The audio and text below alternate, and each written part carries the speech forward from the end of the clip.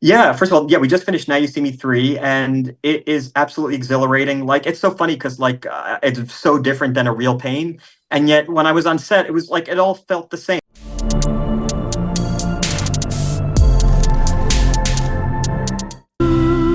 You ain't alone.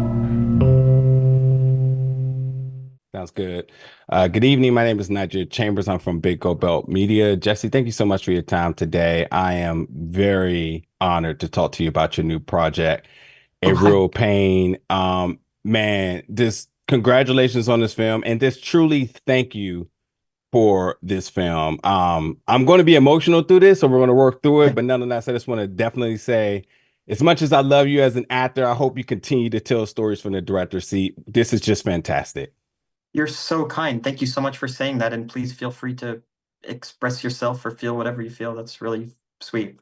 I absolutely will. So, first thing I want to talk about is for somebody that is like continuously working and focusing really hard on my mental health and, obviously through therapy, but also through art, that dinner table scene was the most moving and most powerful scene I have watched this entire year. And it speaks to me in so many different avenues because the statement isn't everybody in pain in some way was it just hit in a way that I was just like I because it's true.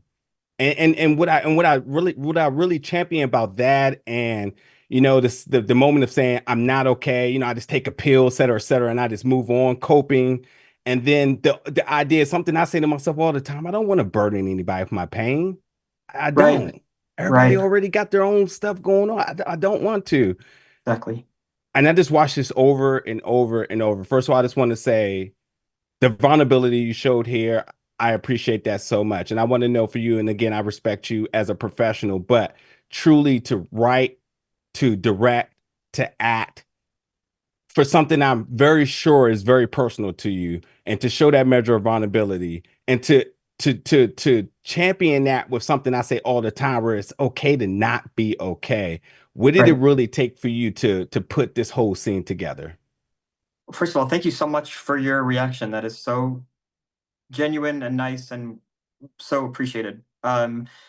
I will say, like, when I was like writing the movie, my character was so stifled throughout the movie because Kieran's character is so big and constantly demanding attention. And I, as a writer, started feeling so frustrated on behalf of my character, you know? And I wasn't even thinking of playing my character necessarily. It was just like I felt frustrated on behalf of David, who's just stuck, feeling small and stupid and forgotten in every scene, and feeling like his cousin just hasn't earned the right to take control over all these situations. And so when I got to that scene that you're talking about at the dinner table, it was like finally, it was like he got up to go to the bathroom. You know, Kieran's character gets up to go to the bathroom, and I don't even know, I didn't even think I was taking the scene in that direction. But as I was writing, it was just like, oh, he's in the bathroom. I could do it. I could do it finally. And as a writer, and then as an actor, and as a person, I was like, yeah, finally, I get to say what's on my mind, which is that like, I I have pain too, but I don't want to tell anybody about it because I know there's worse things in the world. So I don't want to burden everybody with it. And he just kind of constantly is demanding our attention, and it just seems unfair. And now, being here on a Holocaust tour where we're experiencing real pain, like real horrors, historical horror, like, how is it possible that this guy can still make us all feel for him when we are seeing where we came from? And Mm. so I say, like, my grandma survived through a thousand miracles. She survived. It was a miracle that she survived. And look what she created. You know, she created, you know, a guy who can't get it together. And so it's all that stuff. It's frustration and love and disappointment and self hatred, and all this stuff comes out in one monologue. And yeah, it was a relief for me as a writer, as an actor, and as a director to be able to do it. Extremely powerful. I really appreciate that answer. Thanks. Something I want to double down on here is you mentioned, and I did see in the previous interview at the time where you were looking to initially play Benji, but your sister stepped in and Yeah. sort of giving you the advice that there's no better person but for Kieran to play this role. Can you talk a little Yeah. bit more about that conversation, and how you ultimately was decided to release this character? Yeah, exactly. So basically, my sister read just one scene from the movie while I was writing it. I just showed her, look what I read today. Look what I wrote today. Isn't it funny? I thought you would laugh at it, right? And she read it and said, "Oh my God, there's one person who could play Benji. It's Kieran Culkin." And she mentioned that to me. Then I took like another several months to write the script, and I had forgotten about that. And when I finished the script, I thought, "Oh, that's the cool part. I want to play that part." It's the character with all the highs and the lows, and it's just extreme. And I thought it'd be so much fun. And then I gave the script to our producer, who's actually the actress Emma Stone, and she told me, "Do not play that part. You are going to be on set doing a million things as a director, having to talk to people, having to make sure people's flights are on time. As a director, you're like, you're checking the hair color of the actors who are dyeing their hair and their shoes. Are Yeah. their shoes okay? And do they, you're doing all sorts of like managerial stuff." And she said, "Do not play an unhinged character while trying to manage a set. You'll kill, it's too much." And so that's when I decided to play David, actually. And I'm so lucky that I did, because my sister was right. Kieran, I mean, as you saw in the movie, like, it's this masterful performance of great charm and also great pain. Yeah. Yeah. As I mentioned, art has been something that has been therapeutic for me. Of One course. thing I always sort of eye in on with films is the score, and with this measure of Chopin having so many iconic compositions within this film, can you talk about how you decide to use these pieces and the story you wanted to tell around them?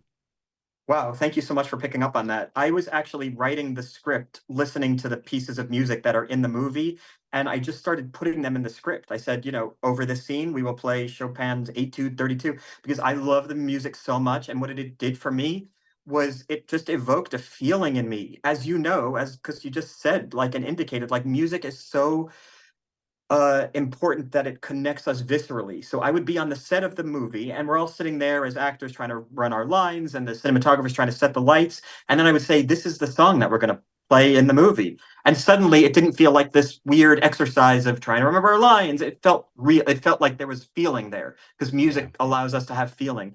And so suddenly the camera guy was like, "Oh, if this is the music, I know the speed we're going to move this camera, because it's to pace it to this music." And the Mm, actors knew, "Oh, if this is the music, I don't have to be so funny here, because the music is kind of frantic. So I don't actually have to be so frantic here. The music's going to." So having the music on set a tone for the filming that was really, really helpful. And it's something I want to do forever. If I have the privilege of doing another movie, that's what I would like to do. wow, I'm rooting for it, and thank you for Thanks. that answer as well too. Thanks. That was amazing. Thanks. Um, Thanks. I want to talk about the ending of the film here, because with so much emphasis about who Benji is, I believe this closing shot was a moment, especially for me. I feel like I picked up on this very early, but I think for others, I think this is a moment to be empathetic, something else I champion in Exactly. the world. Exactly. Can you talk about what it meant for you to end the film on that note where we see Benji sort of just stays behind, and obviously with the title of the film being dropped, the real pain here. Can you just talk a little bit about the commentary that you wanted to add in terms of the closing shot for the film? It is 1000%, and you're the first person to pick up on that. It's 1000% what you said, which is, I want the audience to feel empathy for him.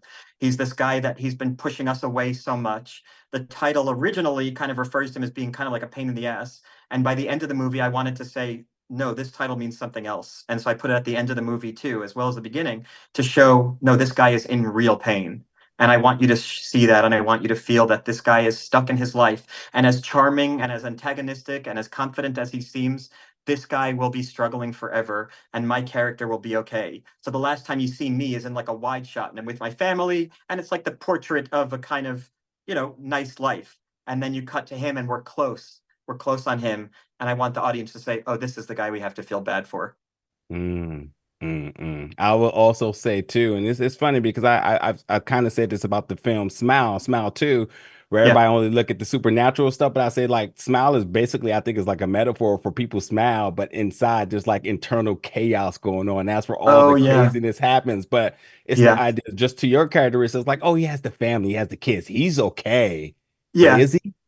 No, he's not okay, but he'll have a more comfortable life than Benji. It's like, if Yeah. you think about these two characters, like David is, anxious all the time, and he's worried, he's self-conscious and nervous, but at the same time, like, David can live his life where it's not killing him every day, and Benji can't. Benji just cannot cannot have a normal life, cannot sustain friendships even because he's just he's just has these demons inside of him. And it's funny, the thing you said about the smile connection is like Benji is partly so charming because if he slows down, he'll die, and that's what he's dealing with.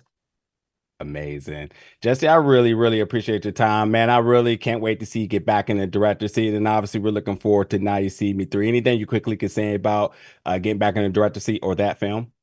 Yeah, first of all, yeah, we just finished Now You See Me 3, and it is absolutely exhilarating. Like, it's so funny because, like, it's so different than A Real Pain. And yet, when I was on set, it was like it all felt the same. Like, in one movie, A Real Pain, I'm directing a movie I wrote in Poland, and it's personal. And then it's so funny being on a set of Now You See Me 3, which is a sequel to a movie about magicians. It just had this, I just kept constantly being struck. Like, it's kind of a similar thing. You're trying to use your emotions to tell this story. You're a little nervous because the camera's on you and you're surrounded by people who are staring at you while you emote in public. And it's just so funny. Like, the movies are so different, and yet it kind of did feel similar. I'm always struck by that feeling that all movies tend to feel similar, even though they can be so different. Jesse, thank you so much for your time today and congratulations on your new film, A Real Pain. That It's was been a such a pleasure. nice interview. Thank you. It was so nice to meet you. It's so nice to meet you too, brother. Thank you so Thanks. much. Thanks a lot.